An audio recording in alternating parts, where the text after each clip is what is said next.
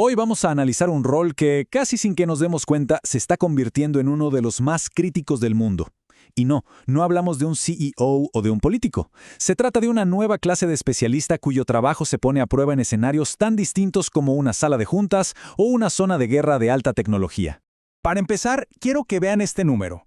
9 millones. ¿Qué se imaginan que representa? A ver, ¿la población de una ciudad? ¿El presupuesto para un proyecto gigante?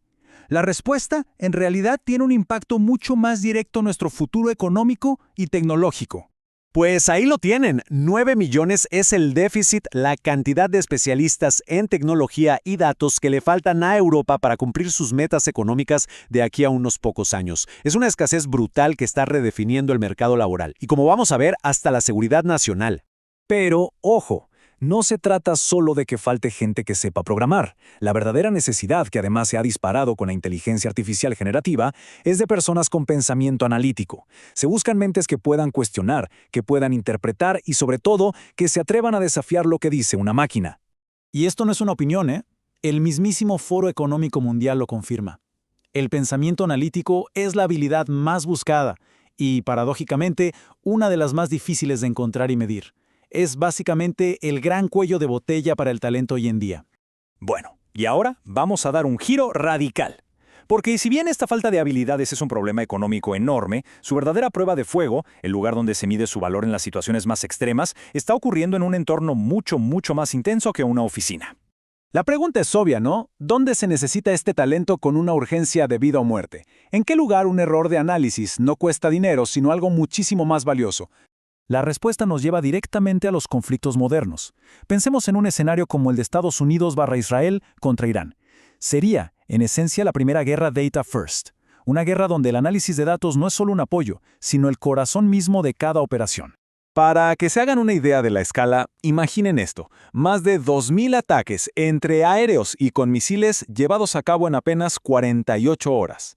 Ese es un ritmo de operaciones que simplemente sería imposible de manejar para equipos de inteligencia humanos. Y esto es posible porque se ha acelerado de forma brutal lo que en el ámbito militar se conoce como la kill chain, o sea, la cadena de ataque. Gracias a la inteligencia artificial y a los analistas de datos, el proceso que va desde detectar un objetivo hasta neutralizarlo se ha reducido a una velocidad que nunca antes se había visto. El motor de todo esto son sistemas de inteligencia artificial con nombres como The Gospel y Lavender. El primero, por ejemplo, puede identificar infraestructuras enemigas, mientras que el segundo se especializa en localizar personas clave. ¿Cómo? Pues analizando cantidades masivas de datos de satélites, celulares, redes sociales. Juntos pueden generar listas con cientos de posibles objetivos cada día. Una locura. Pero no todo es atacar.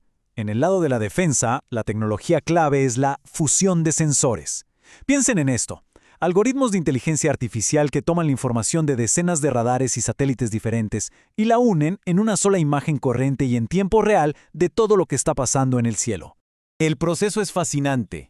La IA recibe datos de sistemas muy distintos, crea esa imagen unificada del cielo y, en cuestión de milisegundos, calcula qué sistema de defensa, ya sea el domo de hierro, un Arrow 3, lo que sea, tiene la mayor probabilidad matemática de interceptar con éxito cada amenaza. Así optimiza recursos que valen millones. Y claro, el campo de batalla ya no es solo físico. Estos especialistas en datos también están en la primera línea de la ciberguerra. Pueden, por ejemplo, comprometer una aplicación de mensajería para enviar mensajes a millones de usuarios, o, directamente, paralizar la red bancaria y de comunicaciones de un país antes de que se dispare un solo misil. Con tanta automatización, es lógico preguntarse, bueno, ¿y dónde queda la persona en todo esto? Pues su rol no solo no ha desaparecido, sino que se ha transformado en algo mucho más complejo y sobre todo con una presión altísima. Aquí entra un concepto clave, la compresión de la decisión. Imagínenlo, la inteligencia artificial genera una recomendación de ataque y el especialista humano tiene, literalmente, unos pocos segundos para darle el visto bueno o denegarla. La presión es brutal. Esto, por supuesto, nos lleva a una crítica muy válida, el problema del sello de goma. O sea, cuando una persona tiene que revisar cientos de objetivos recomendados por una máquina en un solo turno, ¿esa supervisión es un control real y profundo? ¿O se convierte en una simple formalidad, en un sello para aprobar lo que la IA ya decidió? Y como podemos ver aquí, el rol humano varía muchísimo. Para identificar objetivos, la persona revisa y prioriza la lista de la IA. En la defensa antimisiles, casi que solo monitorea el sistema, porque es automático. Pero en la planificación estratégica general, el humano sigue siendo quien decide el plan, aunque use la IA como una supercalculadora para simular escenarios. Y todo esto nos lleva a redefinir por completo el trabajo de este nuevo especialista. Ya no es simplemente un operador, ahora es algo mucho más parecido al auditor de la máquina. Esta es, en esencia, la nueva descripción de su puesto. Su tarea principal ya no es buscar al adversario entre un mar de datos. Es validar que los datos que consume la inteligencia artificial son correctos y asegurarse de que la máquina no está siendo víctima de un engaño. Una de las mayores amenazas que enfrenta es el envenenamiento de datos. Esto es cuando un adversario introduce a propósito información falsa en el sistema para confundir a la IA. Por ejemplo, hacerle creer que un señuelo sin importancia es en realidad una lanzadera de misiles. El especialista es la última línea de defensa contra este tipo de engaños.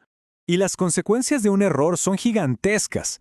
Según las directivas militares, la responsabilidad legal de un ataque fallido o erróneo recae completamente en la persona que lo aprobó, no en el software ni en la empresa que lo programó. Si la IA se equivoca, es el especialista quien enfrenta la investigación. Esta tensión se ve reflejada en la propia industria tecnológica. Vemos empresas como Anthropic que prohíben explícitamente usar sus modelos para armas autónomas, forzando a que siempre haya un humano. Y por otro lado, compañías como OpenAI que permiten su uso para fines legales, lo que abre la puerta a sistemas cada vez más rápidos, con una intervención humana cada vez más, simbólica. Entonces, para resumir todo esto, el analista ha evolucionado. Dejó de ser un operador de sistemas para convertirse en algo así como el oficial de garantía de calidad de la máquina.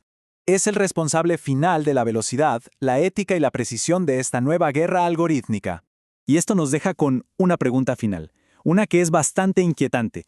Si este especialista es ahora el auditor, la conciencia de la inteligencia artificial en el campo de batalla, ¿qué pasa en realidad cuando solo tiene un par de segundos para levantar la mano y decir, no,